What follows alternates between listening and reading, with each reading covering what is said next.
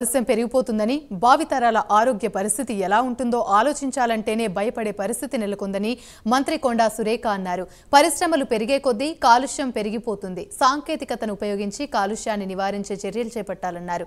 పాష వైలారం పారిశ్రామిక వార్డులో ఉన్న 3 ఫైర్ స్టేషన్లను ప్రభుత్వమే నిర్వహించేలా చూస్తామని తెలిపారు.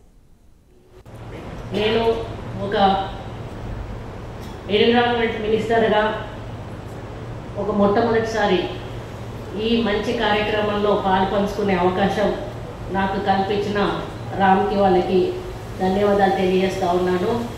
ఇది PPP మోడ్లో తీసుకున్నటువంటి ఈ కార్యక్రమం పొల్యూషన్ ఎంతవరకు కంట్రోల్ చేయగలుగుతుందో ఇప్పుడే వారి మాటల్లో చెప్పడం జరిగింది. రాను రాను మనకు వాతావరణ కాలుష్యం పెరిగిపోతూ ఉంది. దానివల్ల మన జనరేషన్ తర్వాత జనరేషన్ వాళ్ళ ఆరోగ్య పరిస్థితులు ఎట్లా ఉంటాయో అని ఆలోచించాలంటేనే భయపడేటువంటి పరిస్థితి ఉంది.